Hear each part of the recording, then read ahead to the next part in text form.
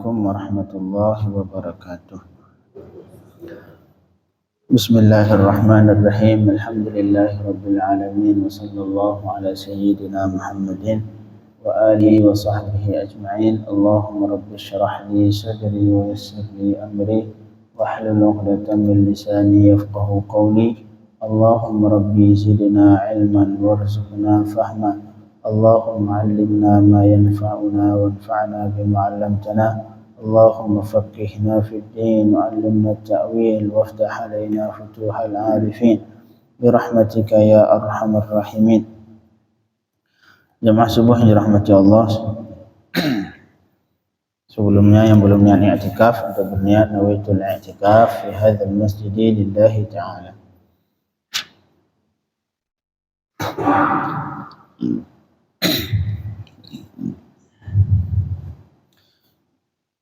Kita lanjutkan tadabbur 1-2 ayat Allah Subhanahu wa taala supaya kita termasuk dalam golongan khairukum man ta'allamal Qur'an wa 'allamah. Yang paling baik dari golongan kalian, kata Rasulullah, adalah orang yang belajar Al-Qur'an dan kemudian mau mengajarkannya. A'udzu billahi minasyaitonir rajim. Bismillahirrahmanirrahim.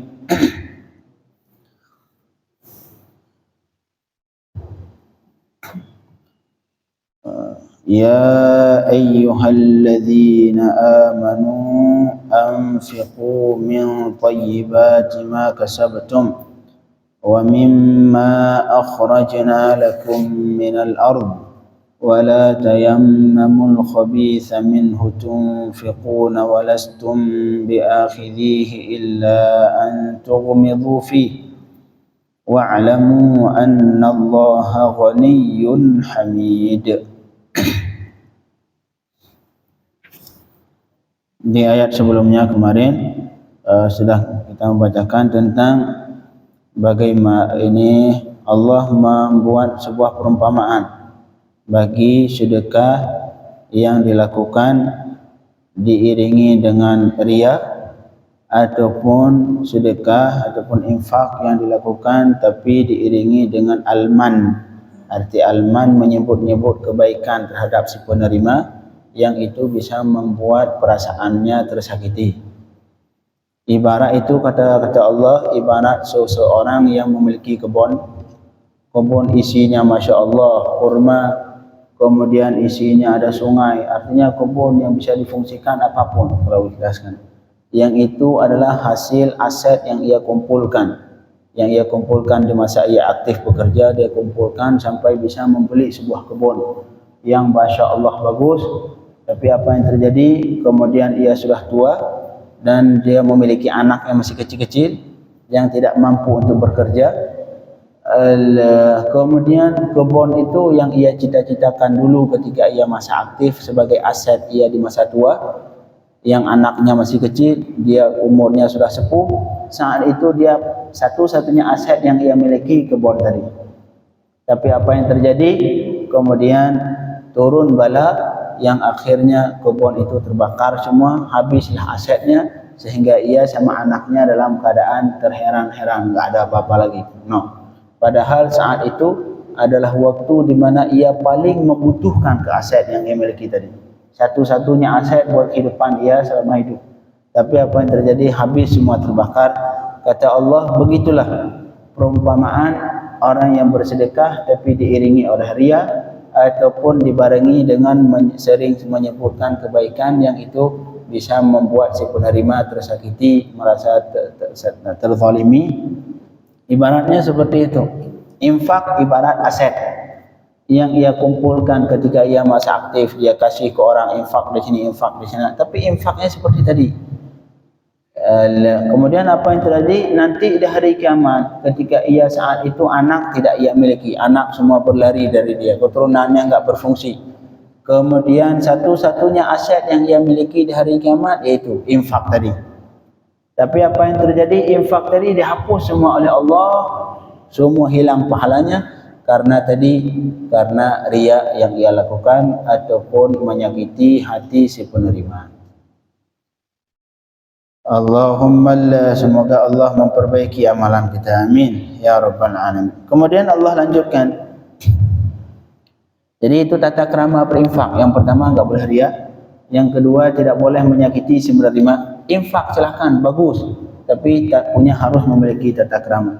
Kemudian Allah sekarang melanjutkan tata krama infak yang selanjutnya. Allah Subhanahu wa taala, ya ayyuhalladzina amanu, wahai orang yang beriman, anfiqu min thayyibati ma kasabtum, berinfaklah kalian min thayyibati ma kasabtum. Thayyibat artinya jayyat, dari yang baik-baik apa yang kalian usaha. Jadi infaklah dari yang baik dari hasil usaha kalian. Infak dari yang baik dari usaha kalian. Jangan infak giliran sendiri enggak mau pakai lagi. Nah, itu yang pertama, adab bagian dari adab infak, anfiqu min thayyibati ma kasabtum. Infaklah kalian dari yang baik apa yang hasil usaha kalian, yaitu harta. Infak harta yang baik. Kemudian wa mimma akhrajna lakum minal ardh, dan infaklah dari yang baik-baik apa yang kami keluarkan untuk kalian dari bumi, yaitu zakat ini. Seperti halnya beras ataupun padi, gandum, itu semua harus dikeluarkan infak berbentuk zakat yang wajib. Jadi di sini Allah menyebutkan ketika berinfak usahakan yang baik dari hasil usaha kita, yaitu harta, dan infak yang baik dari hasil kebun ataupun hasil tanah yang kita miliki, baik berbentuk gandum ataupun berbentuk padi ataupun apapun yang kita miliki, kurma, yaitu infaklah yang baik dari itu. Malahan disebutkan dalam ayat yang lain, wa yut'imuna at'ama ala hubbih, dan mereka menginfakkan hartanya tapi ia sukai itu harta yang ia sukai yang ia infakkan. Di ayat yang lain Allah katakan, lan tanalul birra hatta tunfiqu mimma tuhibbun, kalian tidak akan mendapatkan kebaikan sampai kalian infakkan sesuatu yang kalian cintai. Bukan kita infak sesuatu yang busuk. Kalau uang nyari yang 1000. Makanya kata saya pernah membaca, bagi manusia itu uang 100.000 itu paling berfungsi, paling berharga ketika berhadapan dengan celeng Jumat. Kotak amal Jumat itu uang 100.000, paling besar harganya. Itu paling mentok yang keluar 2.000. Nyari dulu di dompet, mana 2.000, mana 2.000. Tapi uang 100.000 tidak memiliki harga giliran di mall. Nah, giliran di mall itu 100.000 enggak ada harga sama sekali, kayak 1.000. Artinya 1 juta, 2 juta dikeluarin di mall, apalagi pakai kartu, enggak kelihatan uangnya. Enggak kelihatan uangnya kalau pakai kartu. Ini besok usahakan kita pakai kartu aja. Jadi celeng itu keluar kartu. Jadi yang di kartu biar gesek aja. Jadi biar memudahkan. Jadi orang yang lupa bawa uang tinggal bawa kartu, yang ntar bawa tinggal gesek-gesek. Nah, karena kalau pakai kartu biasanya enggak kelihatan uangnya, jadi enggak kerasa berat. Tapi kalau kelihatan uang, waduh 100.000 ini bahaya ya. Nah, akhirnya keluarin yang cut mutia. Yang cut mutia yang 1.000. Itu makanya uang 100.000 paling berharga, paling besar harganya giliran berhadapan dengan kotak amal. Tapi 100.000 tidak akan ada harga ketika berhadapan dengan kasir mall. Ketika berhadapan dengan kasir mall. Nah, makanya di sini lan tanalul birra, tidak akan kalian dapatkan kebaikan kata Allah hatta tunfiqu mimma tuhibbun, sampai kalian menginfakkan dari sebagian apa yang kalian cintai. Tidak semua. Allah tidak mewajibkan kita, tidak menyuruh untuk infak semua, tapi sebagian. Mimma tuhibbun, sebagian yang kau cintai. Nah, seperti di sini masih banyak ayat-ayat yang lain yang menyebutkan bahwa salah satu tata krama berinfak, salah satu adab berinfak, infaklah dari sebagian yang kita sukai. Nah, seperti di sini, anfiqu min thayyibati ma kasabtum, infaklah kalian dari sebagian yang baik-baik dari usaha kalian, harta. Wa min ma akhrajna lakum minal ardh, dan infak juga dari sebagian yang baik-baik dari apa yang kami keluarkan untuk kalian dari bumi. Artinya hasil bumi. Hasil bumi, banyak hasil bumi sekarang. Hasil bumi baik berbentuk buah-buahan ataupun berbentuk tambang, semua bagian dari hasil bumi. Infak sebagian yang kalian sukai dari situ. Minal hubub dari biji-bijian, wathimar dari buah-buahan. Makanya di sebagian mazhab dalam fikih Islam ini mereka memahami, beristinbat ataupun berijtihad dari ayat ini bahwa seluruh yang hasil bumi wajib zakat. Seluruh hasil bumi, buah apapun wajib zakat, mangga semua wajib zakat. Nah, ada sebagian ulama yang berpendapat seperti itu, memahami dari ayat ini, infaklah kalian bagian dari infak zakat. Jadi zakat kalian dari apapun yang kami keluarkan dari bumi. Jadi semua hasil bumi wajib diinfakkan, termasuk buah apapun wajib diinfakkan. Tapi kemudian kenapa sebagian ulama tidak mewajibkan semua, seperti mazhab Syafi'i rahimahullah. Al-Imam Syafi'i, kalau dari buahan yang wajib zakat cuman anggur sama kurma. Kalau dari buahan. Kalau dari bijian, banyak bijian yang berbentuk makanan pokok, beras, gandum. Ini yang wajib zakat. Sedangkan misalkan mangga ataupun kopi, apalagi misalkan cengkeh yang lain, itu tidak wajib zakat menurut mazhab Al-Imam Asy-Syafi'i rahimahullah. Nah, ini di sini kenapa mereka mengkhususkan, padahal ayat tadi umum, seharusnya semua hasil bumi wajib infak. Sebagian madhab itu mereka kembali ke sunnah. Jadi seperti itu cara berijtihad. Ambil ayat, ambil hadis. Semua hadis yang menyangkut infak, menyangkut zakat dikumpulkan. Semua ayat yang menyangkut zakat dikumpulkan. Baru nanti mereka memahami dari kumpulan semua hadis dan ayat. Baru dari situ mereka mengambil kesimpulan. Jadi tidak satu ayat seperti yang kemarin, yang tidak jelas pendapat kemarin.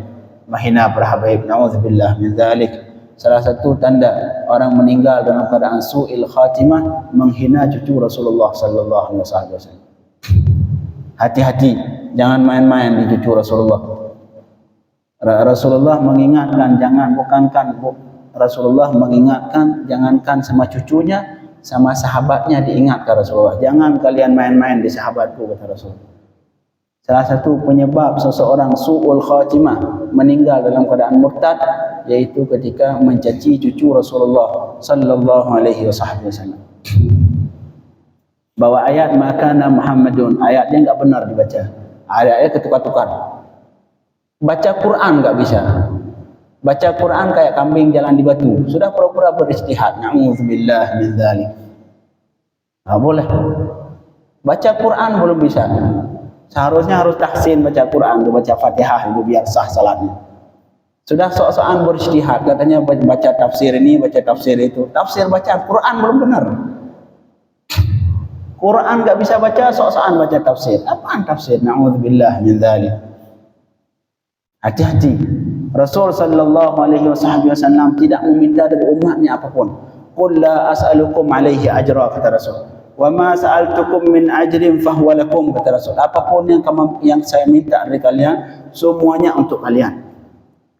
Tapi permintaan Rasul satu doang dari umatnya. Ini ingat, Rasul tidak memohon apapun dari umatnya kecuali satu. Itu pun Rasul meminta atas perintah Allah Subhanahu wa taala. Apa kata Rasul? Kata Allah Subhanahu wa taala, a'udzubillahi minasyaitonir rajim, qul la as'alukum 'alaihi ajran illa al-mawaddata fil qurba. Satu doang permintaan Rasul dari umatnya. Rasul enggak butuh uang kita. Rasul enggak butuh apapun dari kita umatnya, kecuali satu. Itu pun atas perintah Allah untuk meminta.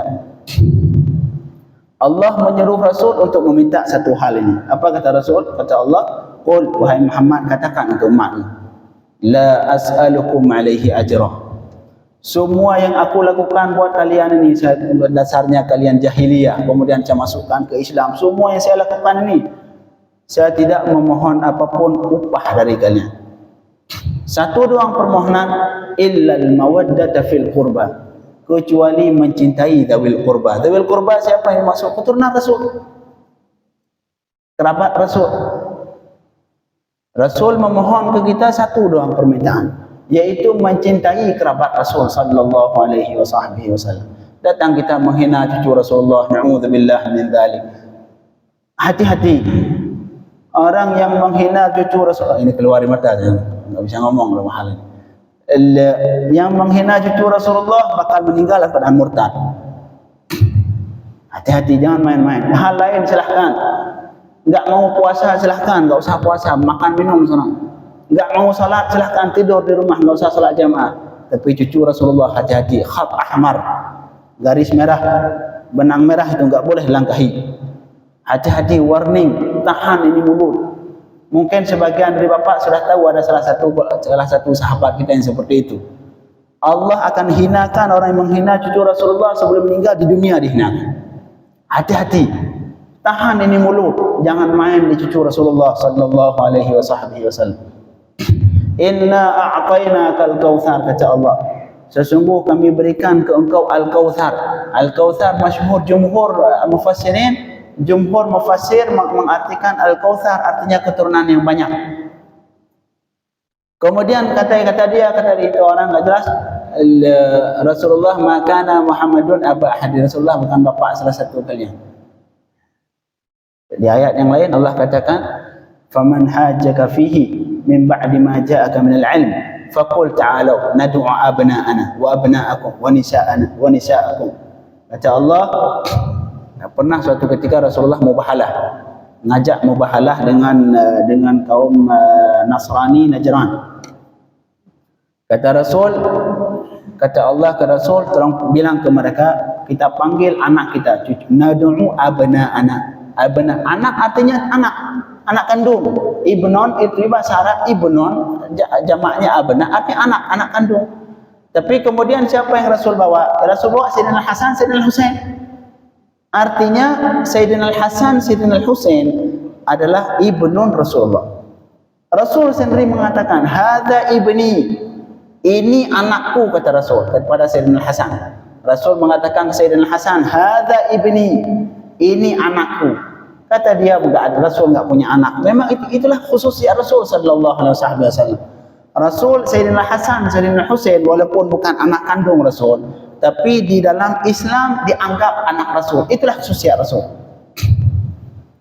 Seperti Rasul boleh nikah 4, seperti Rasul wajib salat duha, wajib salat malam. Kalau kita enggak wajib salat malam, kalau bagi Rasul wajib salat malam. Itu khususiat. Khususiat yang tidak boleh dilangkahi. Kita enggak boleh menyamakan diri dengan Rasul. Memang dia bagi kita cucu bukan anak kita. Tapi bagi Rasulullah, Sayyidina Hasan, Sayyidina Husain adalah anak Rasulullah. Nas Rasulullah mengatakan hada ibni. Di ayat yang lain Rasul nad'u abna'ana. Makanya pahami Al-Quran secara utuh. Jangan pahami satu ayat, pahami dengan Quran terjemah, ngomong pura-pura saya baca, udah baca tafsir. Quran enggak bisa baca, mau baca tafsir apaan? Quran masih perlu tahsin. Fatihah aja belum benar. Na'udzubillah min dzalik. Fatihah belum benar membaca, sudah sok-sokan saya udah baca tafsir ini, baca tafsir itu, baca tafsir itu. Na'udzubillah min dzalik. Na'udzubillah min dzalik. Hati-hati, tahan ini mulut. Jangan main di cucu Rasulullah sallallahu alaihi wasallam. Jangan main-main di cucu Rasulullah. Jangan main-main di sahabat Rasulullah. Jangan sampai ngelaknat sahabat, mencaci sahabat, mencaci cucu Rasulullah sallallahu alaihi wasallam. Karena itu satu hal yang paling kuat yang mengakibatkan seseorang meninggal dalam keadaan su'ul khatimah. meninggal dalam keadaan murtad walaupun salatnya 24 jam enggak berhenti-berhenti. Hati-hati. Rasul tidak memohon apapun kita umat. Rasul sudah memberi apapun buat kita umat, tapi Rasul enggak mohon apapun kecuali satu. Itu pun karena Allah yang perintah. La as'alukum alaihi ajran illa al-mawaddata fil qurba. Saya tidak memohon apapun kalau kalian tidak butuh upah dari apa yang saya lakukan buat kalian wahai umatku kecuali satu, illal mawaddata fil qurba, kecuali mencintai kerabat. Kerabat Rasulullah siapa? Itulah keturunan Rasulullah sallallahu alaihi wasallam. Hati-hati. Sekali lagi, hati-hati. Jangan main-main. Tahan ini mulut. Tahan ini, kalau pengen ngibahin, misalkan kita mulut kita enggak bisa berhenti dari ghibah, enggak bisa diam. Kalau ini mulut bakal sakit kalau tidak membicarakan keburukan orang lain. Maka silahkan bicarakan keburukan orang lain. Jangan sampai mulut kita dikotori dengan menghina cucu Rasulullah sallallahu alaihi wasallam. Saya bukan cucu Rasulullah. Saya ini cuma orang luar enggak jelas, tapi saya tahan. Ini syariat. Mencintai cucu Rasulullah bagian dari syariat. Qala al-Imam Asy-Syafi'i rahimahullah, hubbukum afardun alaina. Mencintai kalian wahai cucu Rasulullah adalah wajib terhadap kami. Wajib mencintai cucu Rasulullah sallallahu alaihi wasallam. Apalagi menghina, na'udzubillah min dzalik. Allah akan hinakan orang yang mencaci cucu Rasulullah sebelum meninggal, di dunia sudah dihinakan. Tunggu aja. Dihinakan, dikasih penyakit kanker, dikasih penyakit apapun.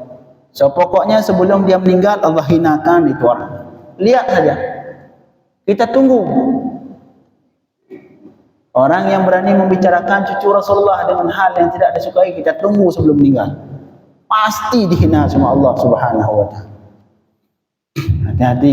Sekali lagi, ini di tempat ini kan tempat umum. Semua berhak ngomong. Saya sudah baca tafsir ini. Quran belum benar. Na'udzubillah min dzalik. Baca Fatihah belum benar. Sudah tafsir A, tafsir B. Tafsir apaan? Sekedar nyebut nama. Ngelihatnya enggak pernah. Allah yahfaz. Allah yahfaz alsinatana. Ini saya keras seperti ini karena hal ini iman. Enggak boleh diganggu-gugat keimanan. Walaupun sebenarnya bab sedekah. Jadi sekali lagi, kalau bersedekah, sedekahlah dari hal yang baik. Jadi zahir ayat di sini memang menunjukkan semua benda yang hasil bumi wajib diinfakkan. Tapi para imam Asy-Syafi'i, para imam mujtahid, mereka memahami dari hadis, mengumpulkan ayat yang menyangkut tentang sedekah, yang menyangkut tentang zakat, mengumpulkan semua hadis yang menyangkut tentang zakat, baru diambil kesimpulan bahawa tidak semua tumbuhan yang menghasilkan buah dari bumi diwajibkan zakat. Okay, sehingga Imam Asy-Syafi'i, walaupun Al-Imam Abi Hanifah tidak, Al-Imam Abi Hanifah memahami dari ayat ini, sehingga menurut Imam Abi Hanifah fa'awjaba az-zakah fi jami' ma yakhruj min al-ard. Semua apapun yang keluar dari bumi, baik semua buahan, semua sayuran, itu wajib keluarkan zakat. Mazhab Imam Abi Hanifah, kalau kita nanam cabai sampai zakat, sampai nisab, wajib keluarkan zakat. Cabai, mangga, kita punya kebun mangga, punya kebun apel, sampai sampai nisab, wajib keluarkan sebagian untuk zakat. Mazhab Syafi'i tidak. Jadi mazhab Imam Abi Hanifah memahami dari zahir ayat ini. Ya ayyuhalladzina amanu anfiqu min thayyibati ma kasabtum. Berinfaklah kalian, mengeluarkan zakat oleh kalian dari yang bagus-bagus dari kalian usaha harta kalian, dan dari yang bagus-bagus apa yang kami keluarkan untuk kalian dari bumi, yaitu hasil bumi, buah-buahan. Imam Syafi'i kalau dari buahan yang wajib zakat cuma dua. Yang pertama tamar ataupun kurma, yang kedua anggur. Kalau dari biji-bijian, yang hal yang wajib zakat adalah makanan pokok seperti padi, gandum dan yang lain-lain. La ilaha illallah. Kemudian kata Allah, wala tayammamul khabitha minhu tunfiqun. Dan jangan kalian tayammamu artinya taqsudu, jangan kalian inginkan, jangan kalian cari al-khabith yang buruk. Al-khabith artinya ar-radi, yang buruk. Minhu, dari infak kalian yang tadi. Dari tadi yang kita keluarkan harta ataupun yang kita keluarkan dari bumi, kalian cari yang mana yang enggak bagus, yang enggak layak pakai. Itu kalian ambil. Tunfiqunahu wa la tayammamul khabitha minhu tunfiqun. Jangan kalian cari yang jelek, yang sudah busuk, yang enggak layak pakai, minhu, dari tadi, sehingga kalian infak dari situ. Giliran infak nyari yang jelek-jelek. Kalau uang nyari yang ting, uang ting. Pokoknya biar kelihatan, biar kedengaran semua orang kita infak, ting. Bunyi. Na'udzubillah min dzalik. Padahal kata Allah, walastum biakhidhihi illa tuqmidhu fi. Padahal kalian sendiri lastum biakhidhihi, tidak mau mengambilnya kalau misalkan dikasih buat kalian. Padahal itu harta yang kalian infak. Kalau misalkan ada orang lain ngasih ke kalian, itu kalian enggak mau nerima. Artinya itu infak benda yang tidak benar, yang tidak kita sukai. Insyaallah besok kita lanjutkan. Allahumma anfa'na bima 'allamtana wa 'allimna ma yanfa'una. Wa sallallahu ala sayyidina Muhammadin wa alihi wa sahbihi wasallam. Walhamdulillahi rabbil alamin.